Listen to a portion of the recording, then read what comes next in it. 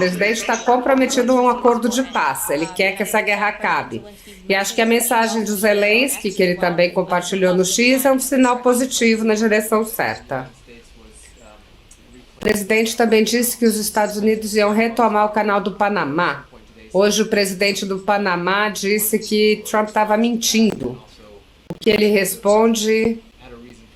O presidente tinha alguma razão para não mencionar a BlackRock quando estava elogiando a empresa que está comprando os portos?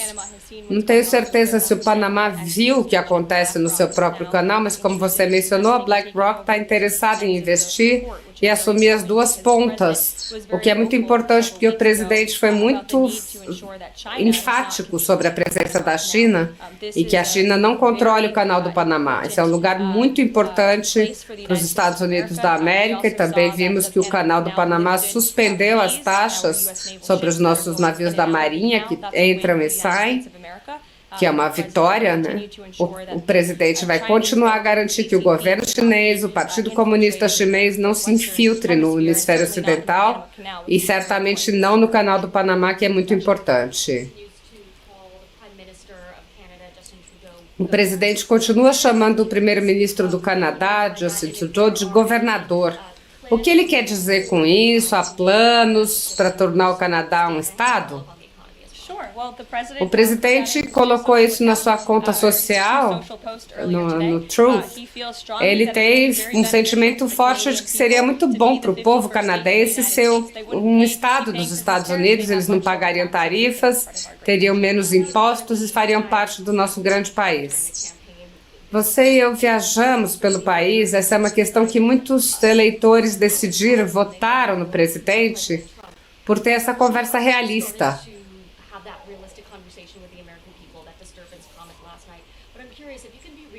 Você pode ser realista agora com os americanos, já que todos esses fatores estão acontecendo, as coisas podem piorar antes de melhorar.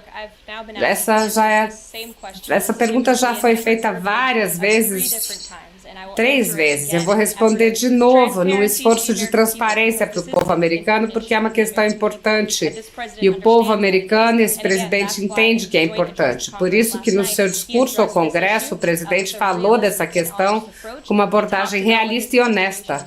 Ele falou sobre o que esse governo está fazendo para liberar energia e tornar a América acessível novamente. Esse governo está totalmente comprometido a fazer isso e eu lembraria ao público americano que o registro do primeiro mandato desse presidente fala muito, é por isso que eles o reelegeram, porque sabem que ele pode consertar nossa economia, que está muito quebrada pelo governo anterior.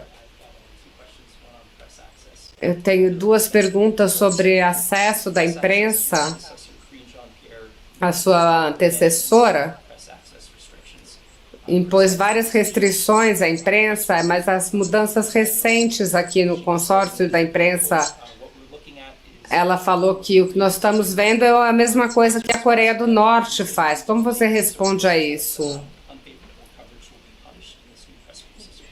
Essa é a mesma pessoa que disse, bem daqui desse pódio, várias vezes que o comandante-em-chefe estava mentalmente e fisicamente apto para o trabalho.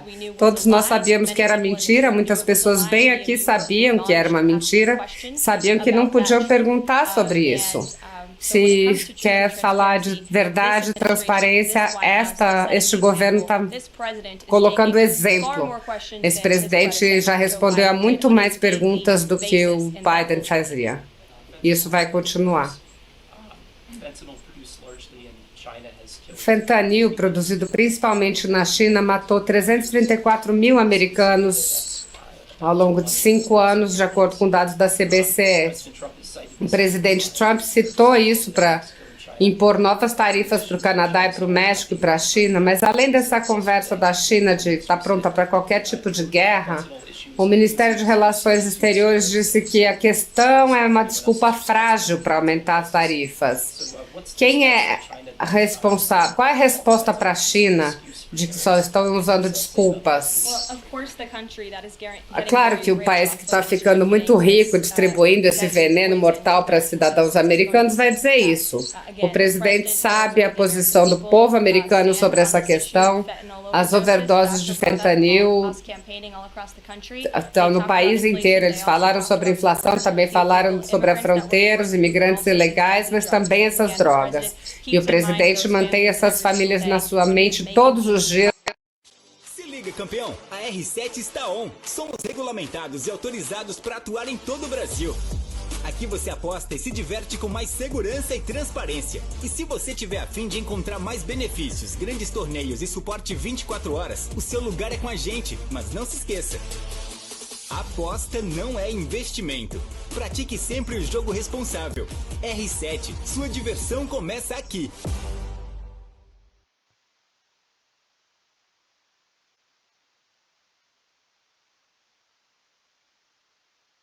Trump expor poderosamente como ele está renovando o sonho americano num discurso que quebrou recordes.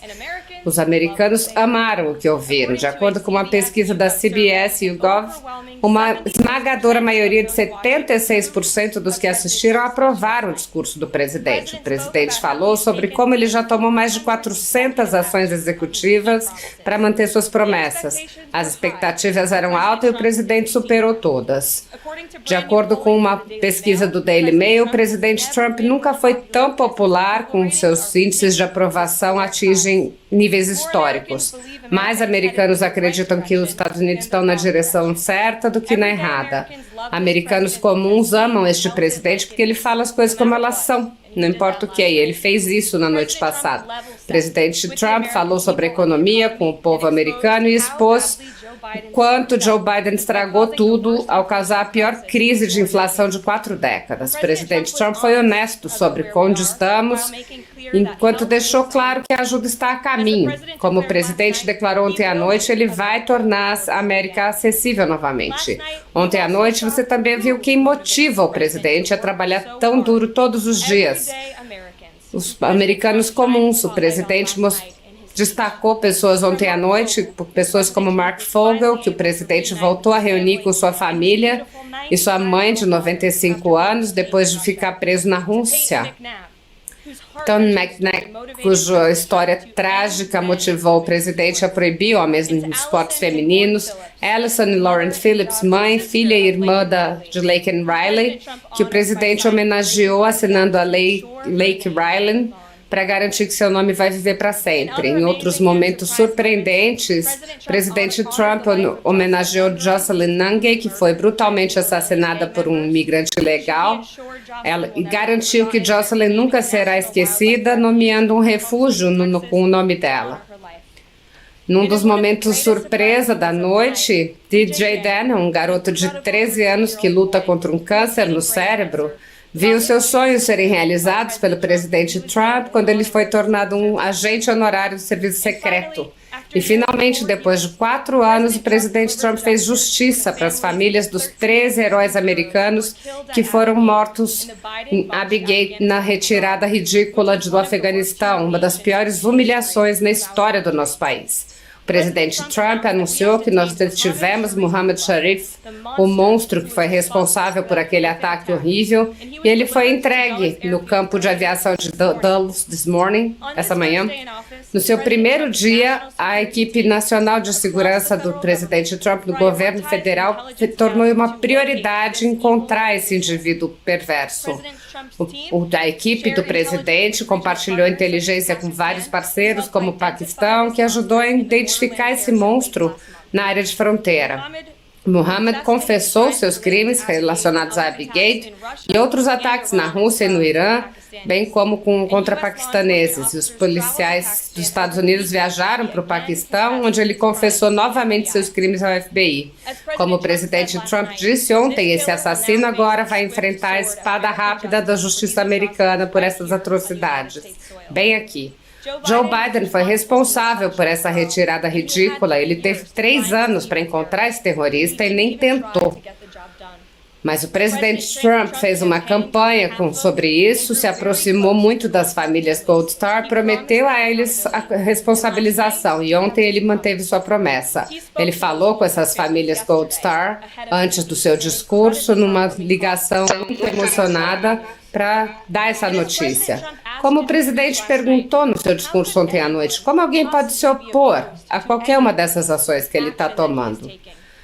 Bem, aparentemente o Partido Democrata atual pode. O comportamento dos democratas ontem à noite foi uma vergonha e demonstrou o quanto eles estão fora de contato com o povo americano. Foi um momento vergonhoso da história dos discursos presidenciais naquela linda Câmara.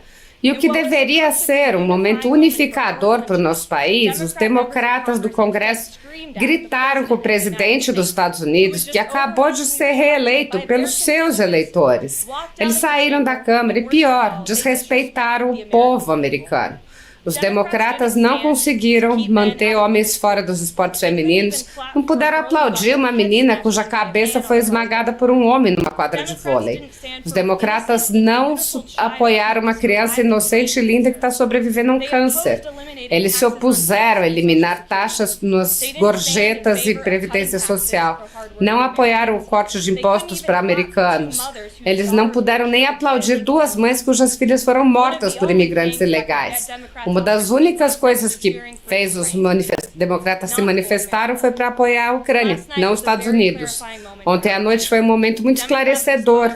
Os democratas se mostraram como o partido da insanidade e do ódio, um partido que odeia a América e quer colocá-la em último lugar.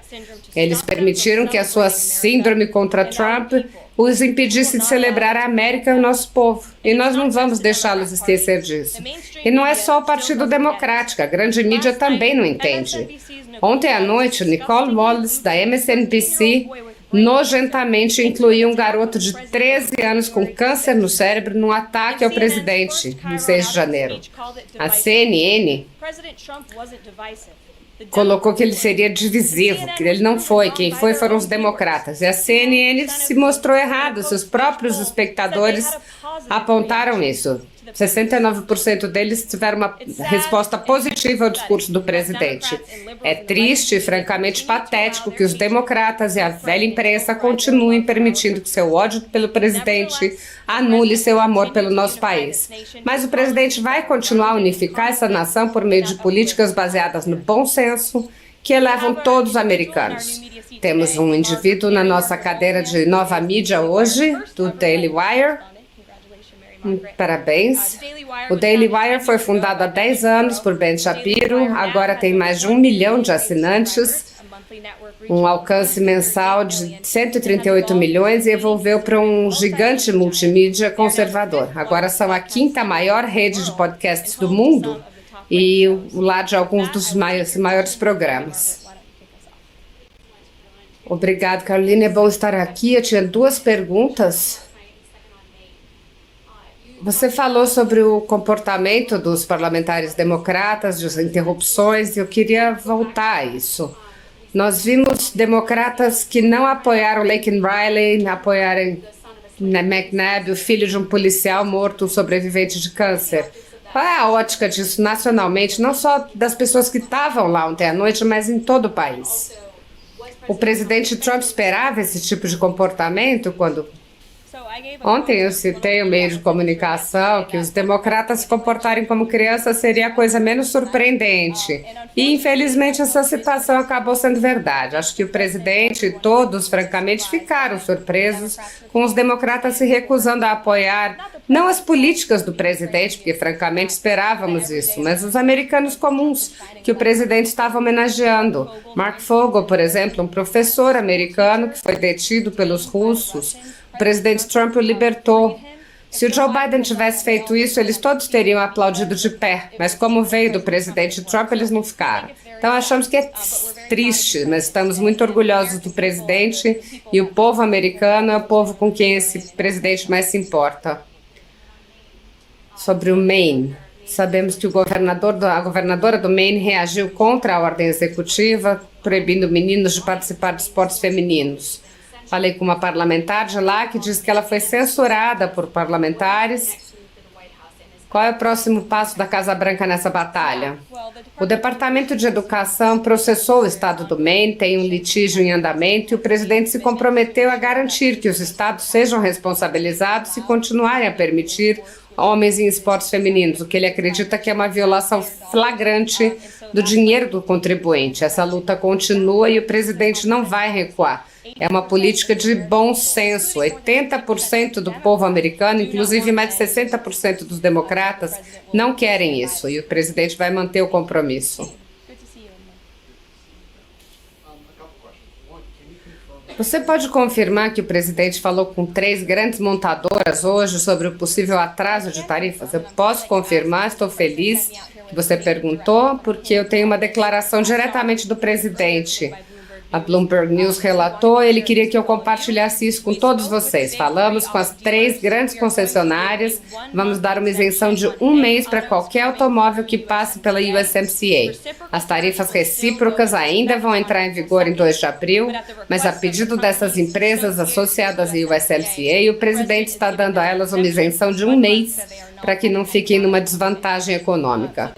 Então, as 3 empresas com as quais ele falou, Stellantis, Ford, General Motors, solicitaram essa ligação e o presidente está feliz de fazer isso, uma isenção de 1 mês. Nós temos uma entrevista da porta-voz da Casa Branca, traduzida pela equipe da Folha Política. O repórter pergunta sobre as relações dos Estados Unidos com o Canadá. O que mais o Canadá precisa fazer? O presidente acabou de fazer uma declaração sobre sua ligação com Trudeau, que ele chama de governador, e disse que se ele não está satisfeito, como você disse, que não é bom o suficiente, ele disse ao primeiro-ministro Trudeau que isso diretamente, a ligação terminou de uma maneira amigável, como o presidente disse, mas ele não vai parar de defender o povo americano. Para responder sua pergunta quando se trata de fentanil, nos últimos 4 anos, infelizmente, nossos vizinhos no sul e no norte permitiram que a América se tornasse um depósito de lixo, não só para estrangeiros ilegais, mas para o veneno mortal fentanil, que agora é o assassino número 1 de jovens neste país, com a idade de 18 a 34. Através da fronteira norte, no Canadá, só no último ano fiscal, houve mares de fentanil suficientes para matar 4,8 bilhões de pessoas. E esse número aumentou 50% em relação a 2023. Então, houve um aumento de mais de 2.000% em uma apreensão de fentanil na fronteira norte. Por quê? Porque o Canadá está permitindo que o fentanil venha. O presidente vê esses números, pensa nas vidas que são perdidas e acho que todo mundo aqui, todo mundo em casa, no país inteiro, conhece alguém que foi morto por esse veneno mortal. Tem que haver repercussões para isso e o presidente tem sentimentos muito fortes. Isso é menos do que cabe numa mala que foi encontrado no ano passado. A grande maioria vem pelo México e não pelo Canadá. Eu acabei de dizer, só no ano passado houve um aumento de 2.000% no fentanil. Você está me perguntando qual é a justificativa do presidente para essas tarifas. Não depende de você, você não é o presidente. Francamente, acho que é um pouco desrespeitoso com as famílias que perderam entes queridos na mão desse veneno mortal. Se você falar com elas, esse presidente, elas são gratas, porque finalmente elas têm um presidente que está enfrentando o Canadá e o México, mais importante, a China também. O presidente adicionou uma tarifa de 10% à China porque esse veneno mortal está sendo produzido lá, está sendo distribuído pelos nossos vizinhos e precisa haver consequências. Se os Estados Unidos têm uma política antiga de não negociar com terroristas, por que agora estamos negociando diretamente pela primeira vez com Hamas? Quando se trata dessas negociações que você está falando, primeiro, o enviado especial que está lá, ele tem autoridade para falar com qualquer um. Israel foi consultado sobre esse assunto e, olha, diálogo e falar com pessoas no mundo inteiro para fazer o que é no melhor interesse do povo americano é algo que o presidente já provou que ele acredita. É um esforço de boa-fé para fazer o que é certo para o povo americano. É só sobre os reféns ou também estão falando sobre o plano do presidente de assumir a terra? Essas são conversas e discussões em andamento, eu não posso detalhá-las. Há vidas americanas em jogo, eu diria que você pergunte ao Departamento de Estado. Sabemos que alguns funcionários aqui foram enganados, pois o Zelensky veio sem terno. Mas o Elon Musk nunca usa terno. Ele usou ontem. qual é o código de vestimenta? Elon Musk usou um terno ontem à noite, acho que você viu. Foi por causa do Zelensky? Não, acho que não. Só estou apontando que ele usou um terno ontem à noite. E acho que o presidente gostou muito disso. Ele estava ótimo. Falando do presidente, ele acabou de me passar uma nota. Queria que eu segurasse isso. Essa é a pesquisa que eu mencionei, que mostra que 76% das pessoas que assistiram ao discurso aprovaram o seu discurso. Então, voltamos ao meu ponto anterior, quando eu fiz meu monólogo, como é triste que tenhamos um Partido Democrata que está tão fora de contato com o povo americano. Essa é uma ótima pesquisa. A principal pesquisa, claro, veio dia 5 de novembro, quando o presidente venceu por uma margem esmagadora. Voltando ao terror, ontem à noite o presidente Trump disse que haverá uma pequena perturbação, mas estamos... Tudo bem, você consegue dar um valor em dólares sobre quanto a família americana média vai ter que pagar por essa perturbação? E por que os americanos deveriam ficar ok com isso?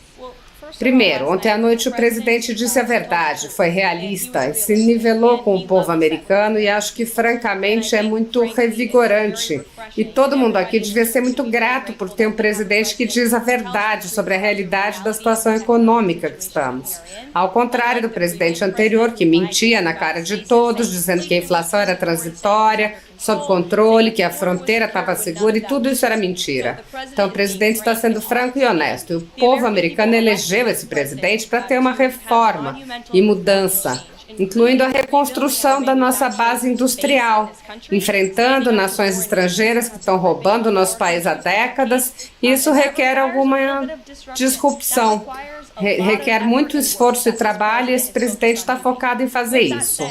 Como o presidente disse ontem, o seu governo está totalmente comprometido em acabar com o pesadelo da inflação causada pelo governo Biden. Veja a desregulamentação, a pressão do presidente para o Congresso passar cortes de impostos e acabar com os impostos na Previdência e sobre horas extras e gorjetas. Nós precisamos que o Congresso faça isso para colocar mais dinheiro de volta nos bolsos do povo. Eu nem mencionei energia. Olha a abordagem do presidente focalizando em liberar o poder da nossa indústria de energia, que é o principal impulsionador da inflação. Ele cortou muitas regulamentações do governo anterior para liberar a nossa indústria. Isso vai reduzir os custos e vai tornar a América acessível novamente. O presidente deixou muito claro que ele ama tarifas, mas o mercado não gosta. Como é que ele lida com isso? O presidente realmente ama tarifas, ele diz que é uma das palavras favoritas dele. Ele acredita nas tarifas porque vão tornar a América rica novamente. Vão aumentar a receita, ajudar a pagar a dívida e vão trazer empregos de volta para cá. Eu acho que para as pessoas em Wall Street que podem estar preocupadas, veja o que ele já fez por vocês no seu primeiro mandato. Wall Street cresceu, o mercado de ações cresceu, mas o mais importante é que Main Street vai crescer. Por isso o presidente tem toda essa abordagem econômica que inclui cortes de impostos, tarifas, regulamentações, cortes e uma indústria de energia.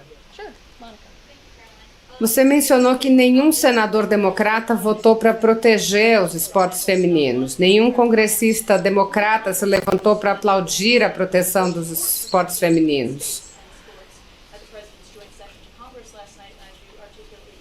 Então eu me pergunto qual é a mensagem que isso está enviando, não só para as jovens que estão competindo nesses esportes no país, mas também para os pais dessas jovens. Sim, eu acho que a mensagem que os americanos devem levar da noite passada é que eles têm um presidente no Salão Oval que está comprometido a fazer o que é certo para eles, especialmente mulheres e meninas.